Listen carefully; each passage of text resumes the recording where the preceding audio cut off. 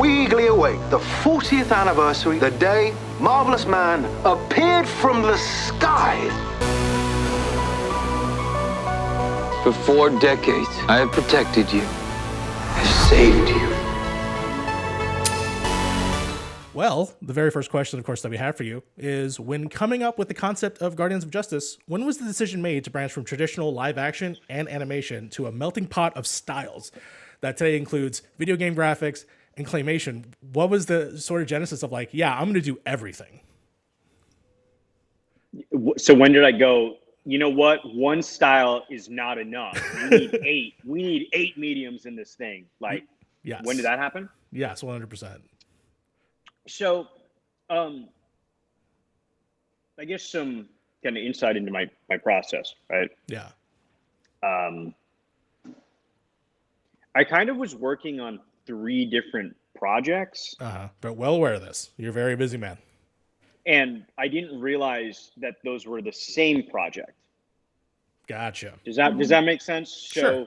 So one of them was like a noir detective story. One of them was like more of like an exploitation Carpenter type deal. And the third was this mixed media project that tried to break all the rules that we were told we had to follow as filmmakers. So I'd say like really early on, like in the beginning. Now I guess the with the caveat being, I didn't quite have the tools, and by tools I mean vocabulary, to explain what it was that I was trying to do. Right? Because when you look at like, if I was like to just break down any one sequence from the project, Sure. You're like, okay, this is great, but how do you explain this to someone? And this is why it took so long. Very fair enough. So really early on, in fact, like I went back through my notes because, you know, we have like notes on the phone, and because the internet and technology stores everything as a digital ledger, you can go back and read it. So Yeah. I went through my notes from way back when, and I had all these different mediums listed out. And one of them was actually like I wanted to do sequences in the Grand Theft Auto engine. Okay. Right. Yeah. Which I did not end up doing. But there is 3D kind of game cinematic style animation in the project. So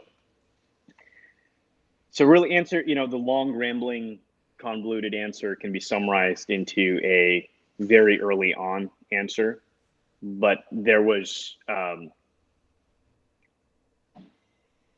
systems, people, ideology that just kind of was trying to stop me from doing that, and then I had to finally just kind of get my like my Sting baseball bat and like, you know, be like, no, NWO, you're not gonna take over World Championship Wrestling on them.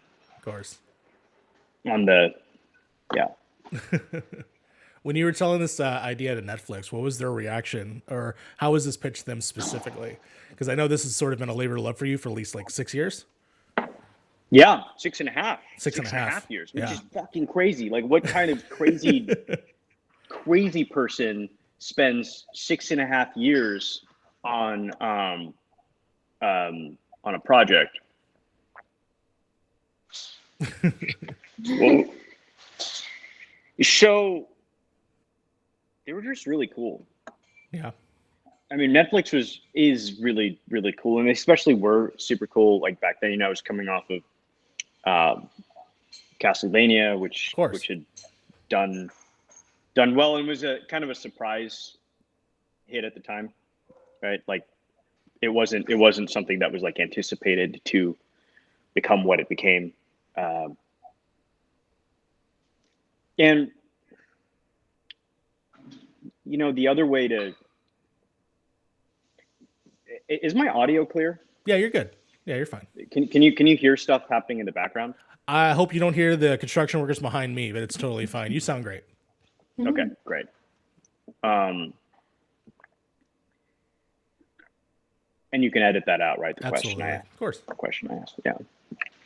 So, you know, there was an executive, there was like a specific executive at Netflix named Larry Tans, who was just like the ultimate supporter. I mean, like the Professor X to my, I don't even want to say Wolverine because that's arrogant. Like Professor X to my, Cyclops? Jean Grey? not go deep into the X-Men roster. Like not first generation, not second generation, like Jubilee to my Jubilee. Okay, fair enough. Professor X to my Jubilee, right? Okay. He was just so on board. He Oh. was just so on board, and he like kind of helped me craft it. I mean, I you know, he's a producer on the show. I mean, the reaction was super positive. No, that's awesome that they're able to support your ideas and make them come to life. And speaking of people supporting you, and I think it was also just incredibly outside the box. Oh yeah, in terms of like what I was trying to do, right? So I think at a certain point, when what you're trying to express is so unconventional, so kind of out there,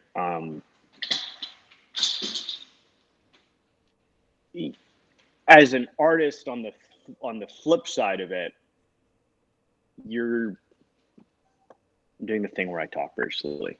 And the artist on the flip side of that, you're just hoping that someone gets it and can kind of help you refine it and make it more specific, right? And at that point, when someone comes at you and like asks the right questions, you're immediately like, please, you be part of the team, be part of this ecosystem. You're I love you.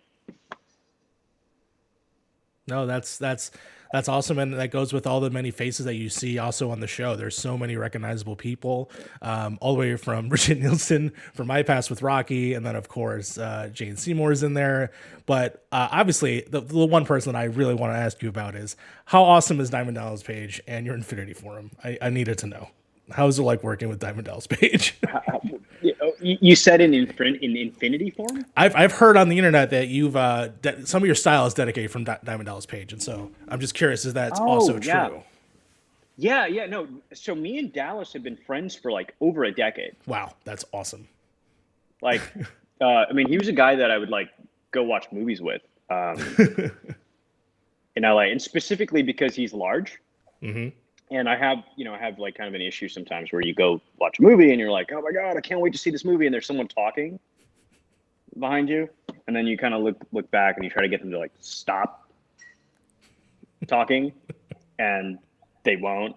But if you've got like a very large person next to you and then they look back and then that person just kind of cowers, you get that. Yeah. So I actually stopped seeing movies in theaters for a long chunk of time when Dallas left LA. He lives in Atlanta currently. Yeah. Yeah, and his commentary on movies was just always great. Like, I remember once we watched Crazy Stupid Love together.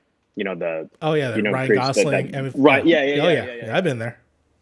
And we went and watched the movie. It was like it wasn't like a packed theater, but it was pretty full. And I want to say that like we were originally going to watch like the Thor movie, like the first Thor movie, but it was like sold out, and so we watched Crazy Stupid Love, and he like turns to me halfway through the movie and he goes, "This is a great motherfucking movie," and I'm like, yeah, and then like I think the first thing he said to me like partway through the movie was, he looks at Ryan Gosling, he's like, "That's a good looking motherfucker."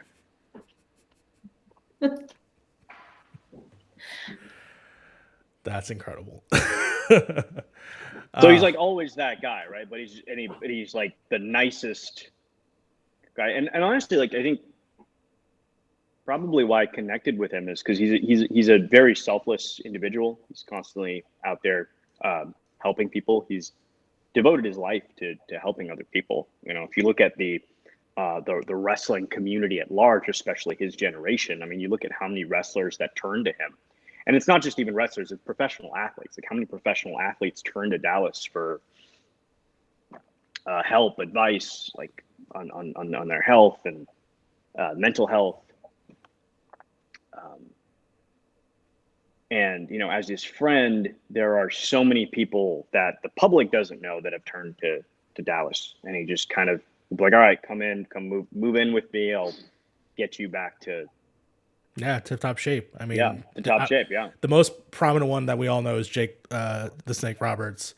But there's also so many other stories with military people that he's helped with, you know, DDP yoga and stuff like that. So 100%. And, you know, and Scott Hall, I guess Dallas showed me like an early version of that documentary where Scott Hall was some people might know him as Razor Ramon. Razor was like a much bigger part of the documentary. He got pretty much whittled out of it because Jake ended up being narratively the more compelling character. But like, I mean, as a person who has like an interest in the ecosystem of blue collar theater, aka wrestling, you're like, say it. Yeah, this is fascinating.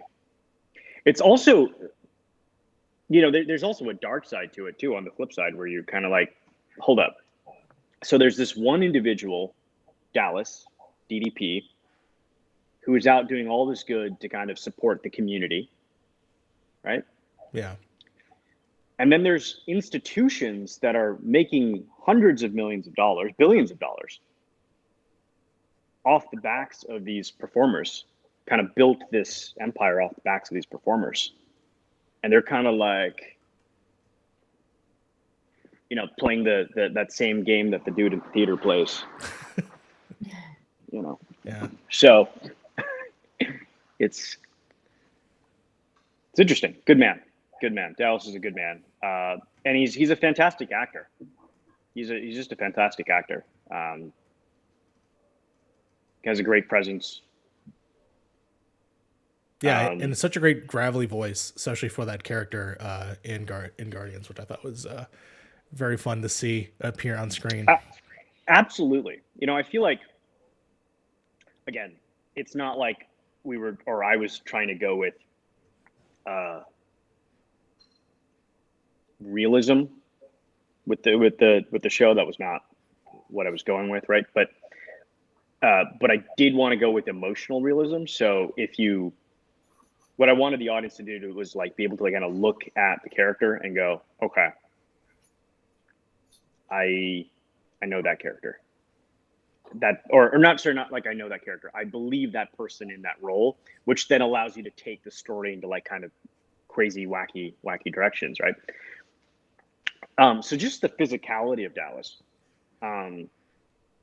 like he's been punched in the face. He looks like someone who's been punched in the face. He looks like someone that's been thrown off of a Hell in a Cell or a steel cage or a war game, whatever it's called, right? Yeah. Like he looks like a guy who's fallen off of a structure through a table without crash pads and whatnot, right? So he's implicitly bringing that physical construct to the role, which is which I believe will create like a different kind of relationship with the audience. Yeah, definitely. He definitely seems like a character that has spanned the years, has done this for so long. You could even see history in the background, is that Ryan Nemeth, Dolph Ziggler's brother in the background? That was awesome, by the way. That was so cool. But yeah, to have Dolph like Ziggler's brother is in the project. He absolutely is. Is he in AEW now? He's in AEW. He's got a faction. I think they're fighting. Yeah, I forgot who they were fighting last. I think it was probably Brian Pillman, I think, Jr. But yeah, I see him around every now and then. There's so many people in that cast. You have even Allison Stoner, who I'm a huge fan as a dancer. Like there's such a Allison Stoner's great. Yeah, he's great. Yeah, and I don't know if I've seen them in the first episode, but I want to make sure that I think they're in there's 7 episodes, so I'm excited to see wherever everyone else appears. Mm-hmm. The Guardians of Justice will save you.